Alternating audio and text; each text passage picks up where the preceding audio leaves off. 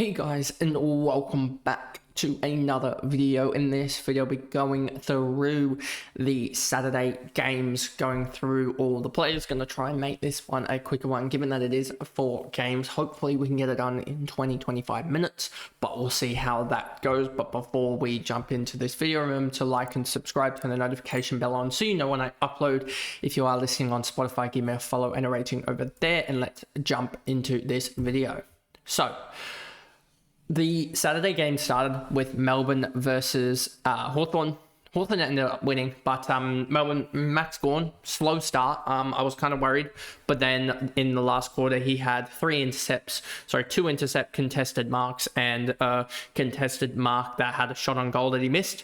And he ended up on a 113, 142 split, and it was probably a little bit unlucky that it wasn't even more. He could have easily probably ended up on a 125, 150 split very, very easily, I feel like. So, yeah, probably lucky for non-owners that he didn't go even larger. He's just been an absolute mammoth, and the Rucks are starting to really turn it around. So, I wish I had done the Cherry trade now, looking back on it, because he did go 187 or something, which we'll get into later, or we'll probably in the game reviews or trade targets, etc.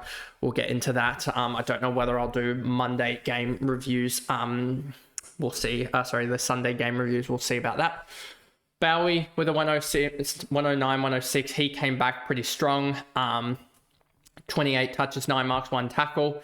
And yeah, he was pretty outstanding, and it's just a decent pickup. Kasiah Pickett as well, 17 touches, 9 tackles, 2 goals, 2 to get the 107, 106 split. So he was pretty good as well for his output. Harvey Langford's just been an absolute stunning recruit, 22 touches, 3 goals. I'd argue he is rookie of the year at the moment, just because he's putting up what's he averaging at the moment? Let's go Harvey Langford's Langford, and then we'll look up his stats for the year. He is averaging on the year, let's go by averages, 18 touches, 2 marks and a tackle, as well as half a goal a game, which is quite good numbers for a first year midfielder, including 7.5 contested possessions per game. So he's been outstanding. Christian Petrarca ended up with 26 touches and a behind to get a 92-99 split. So yeah, he was all right, was Petrarca.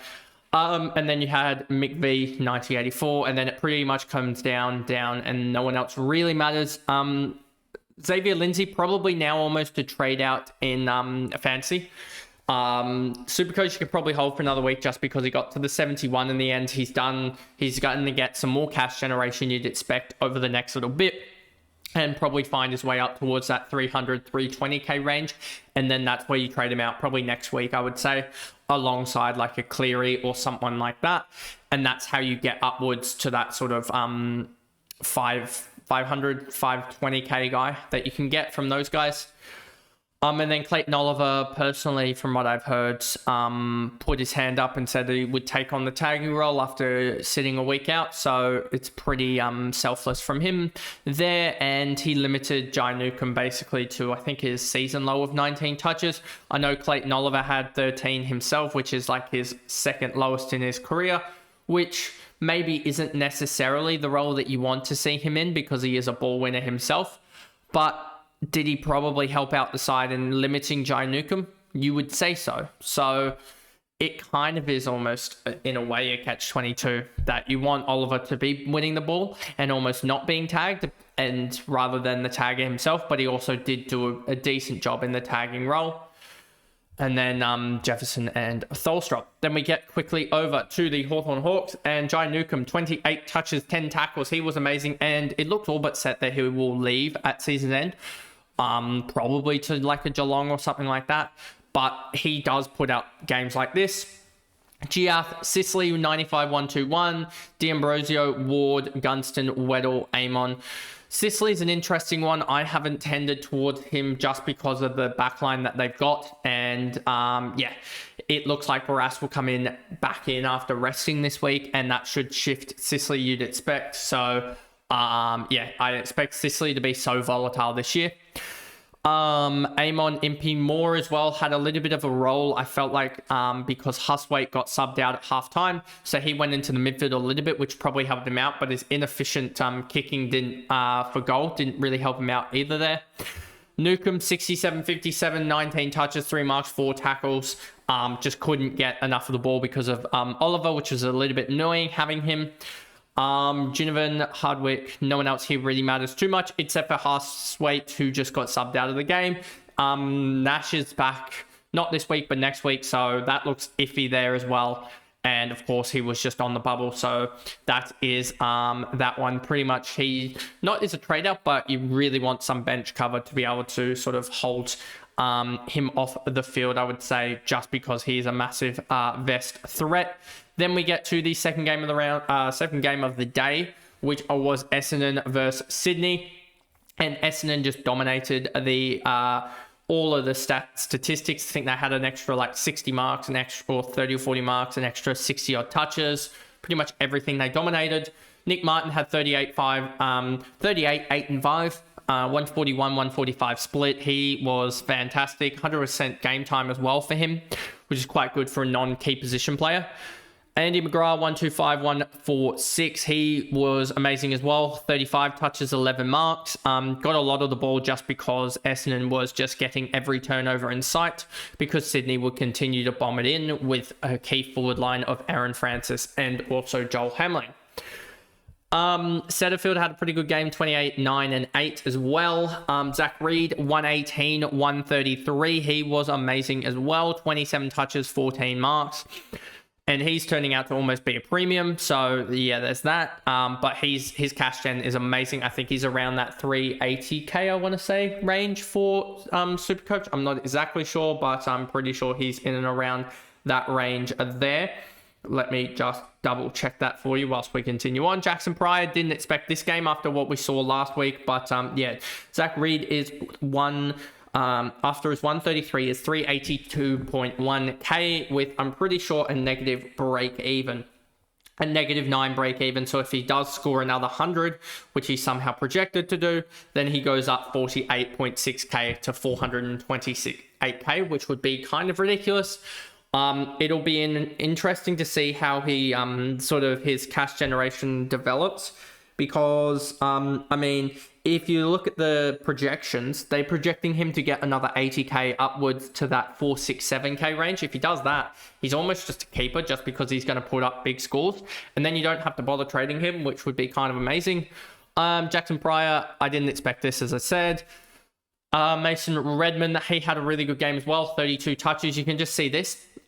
Season high for Sydney in terms of touches is 30.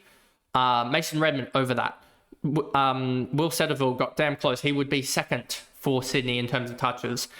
Zachary would be third in a game, like a singular game. Sydney's had a 30 and a 28. Put that into perspective. Andy McGrath over it. Nick Martin over it. Archie Roberts even would be third. So it just shows how much more of the ball they had comparative to Sydney. Nate Caddy is going to be an absolute star in the future. Todd Goldstein, him and Grundy battled it out, to be honest. They probably went evens. Roberts, Durham. El Hawley's definitely a downgrade now. Him and Sheldrick are battling it out. I feel like if they can just stay out of the vest. Zach Merritt had a really tough day with the Jordan tag, but you'd expect him to bounce back. And if he would use the ball a little bit better than 52%, say that's 70%, then that's probably a 90 anyway.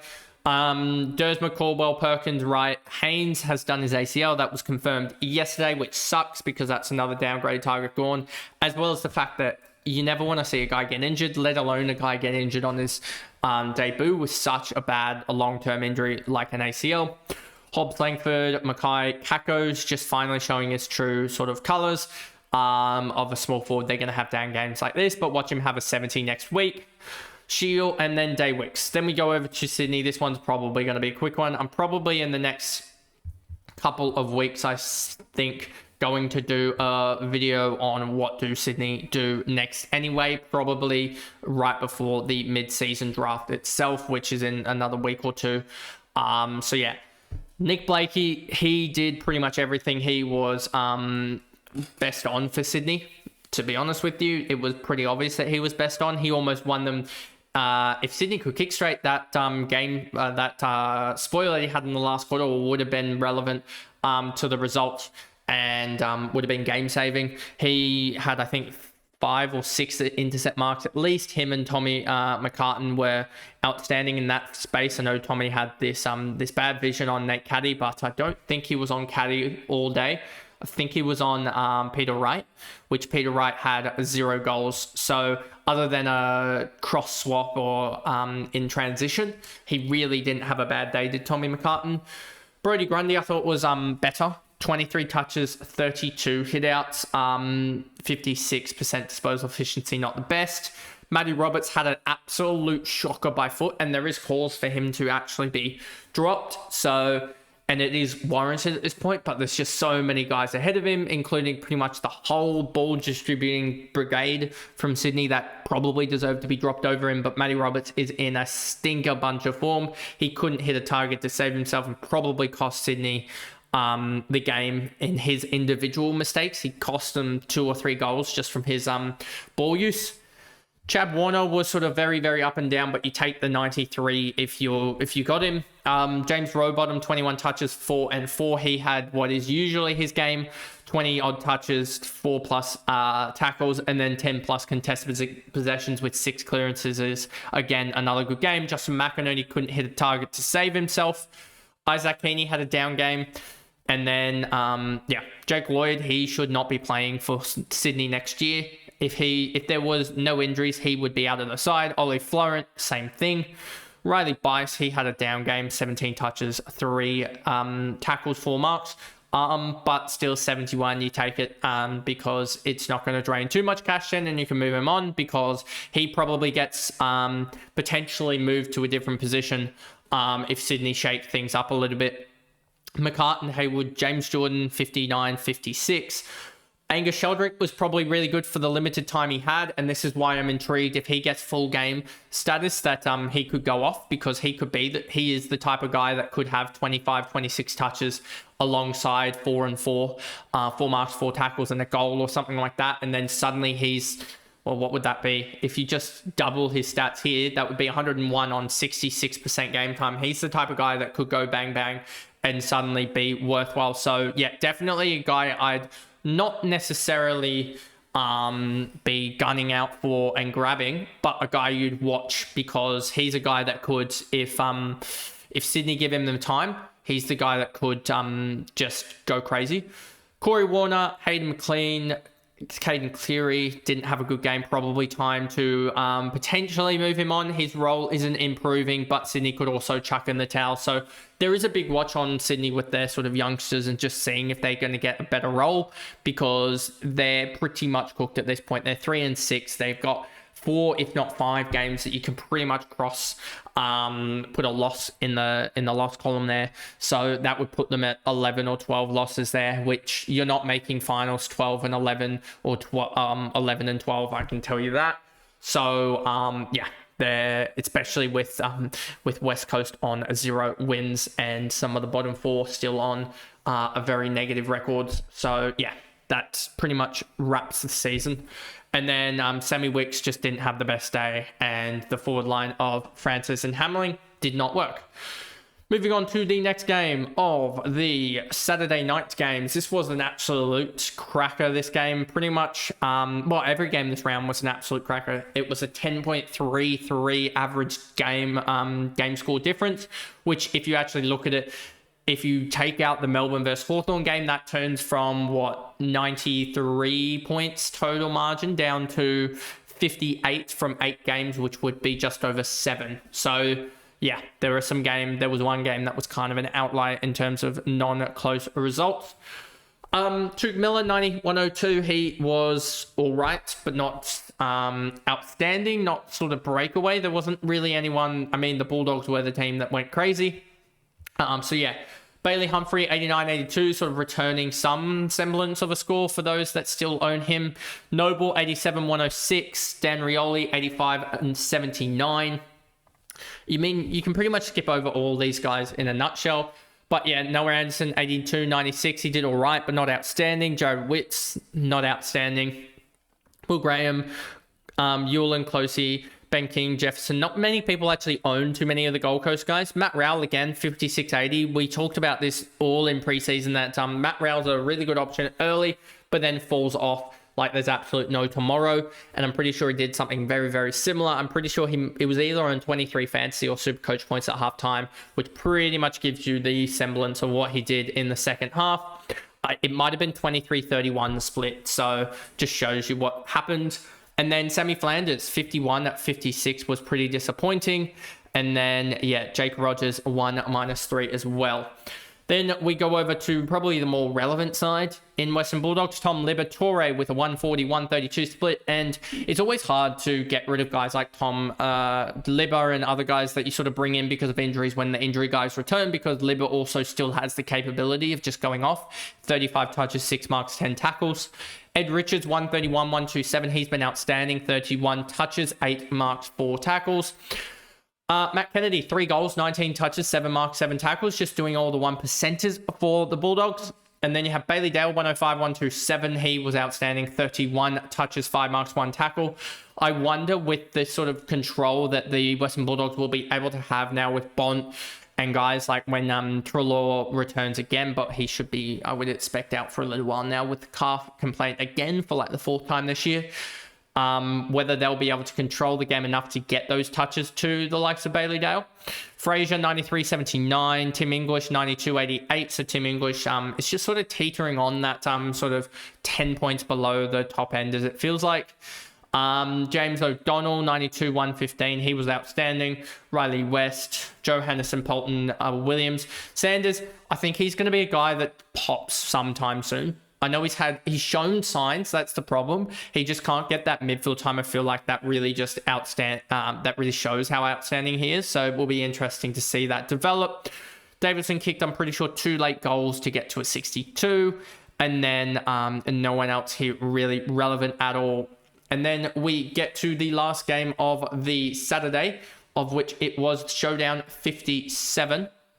So Port Adelaide, Connor Rozee, 134 SuperCoach. It kills every time he scores well, because this was what I thought was an easy trade out, and then he's just gone to a new role, an easier role to score points in, and done well. 32 touches, 4 marks, 5 tackles, 1 goal, 1. Didn't think he was actually impactful on the result, much to the same that I say with like Marek and other guys, but they get SuperCoach points for fun. Yeah. He ended up, I think, having his man kick 3 on him, I want to say. Let me just check. Who was it?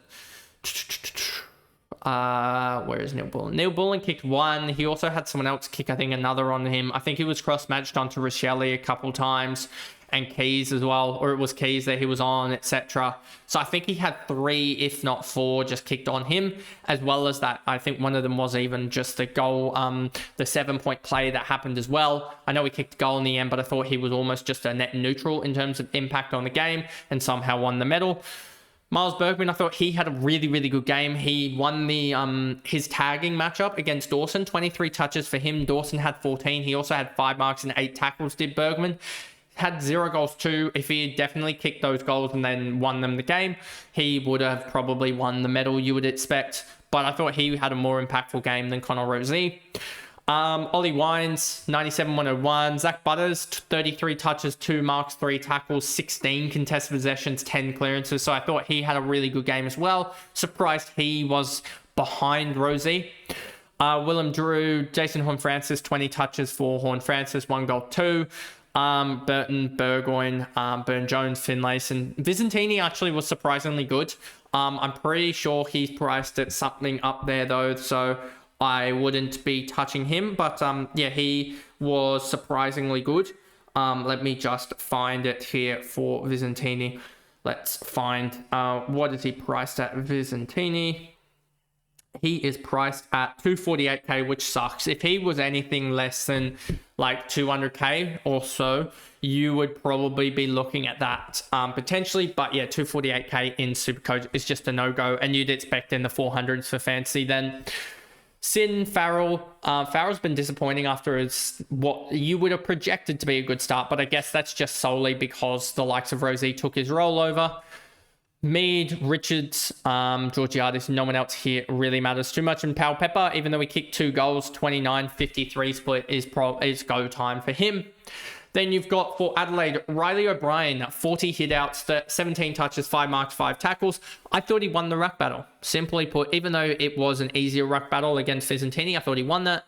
Peatling could be interesting with Matt Crouch being out for so long. He had 24 touches and 12 tackles. Definitely need to look at it, but I don't know if he's actually had the sort of CBAs that you would expect for such a transition with Crouch being out. Let me actually see. No, he's directly gotten the CBA, so that is interesting. He's definitely a guy I think you can jump on. I may even look at this potentially in the week because I could easily get him alongside some other dirt cheap guy, and suddenly you're looking at potentially having Primos there scoring well. So yeah, we'll definitely be looking at potentially James Peatling. Phil Thorpe, 92-113. Thought he as well was dominant, but mostly in the first half. Keys as well had a pretty good game, 21 touches, 2 goals. He's always going to be that pressure forward. Worrell Keane as well came up with a massive mark. I'm surprised he didn't run it close in the middle. Jordan Dawson was a little bit surprising, but he was tagged. So, yeah, his ball use was a little bit down this week and 9 tackles, but you kind of get that in the contest with the Port Adelaide side being a showdown and as well as being tagged. So I'm not too surprised about it. Rankin as well, 77-97, not the best trade-in, to be honest, even with the 2 goals. 2 goals probably saved him. Neil Bullen, pretty good game. So Ligo's just always going to be that 3rd or 4th in the midfield that doesn't really score heavily regularly. Rory Laird, 64-91, and then Rochelle, I thought was pretty good as well on his limited touches. 2 goals from 7 touches. Probably just need to find him the ball more. And then that's pretty much it. Dan Curtin still just not getting those pumping out regular scores. Feels like he's going to be breaking out next year or the year after into a really, really quality AFL player, because you can see it in his marking. You can see in little spurts that he's outstanding. He just needs to regularly do it. And somehow I've made this video only 20 odd minutes long, which is pretty good for 4 games. But I guess we're getting to the point now where these reviews can almost become negligent because they're very, very just sort of pick the primos and the one rookie or whatever that's on the bubble, etc. So there's only really 5 or 6 guys to talk from for each game. But anyway, if you did enjoy it, remember to like and subscribe, and I'll see you guys back here for the Fantasy and SuperCoach team reviews for round 9. Bye, guys.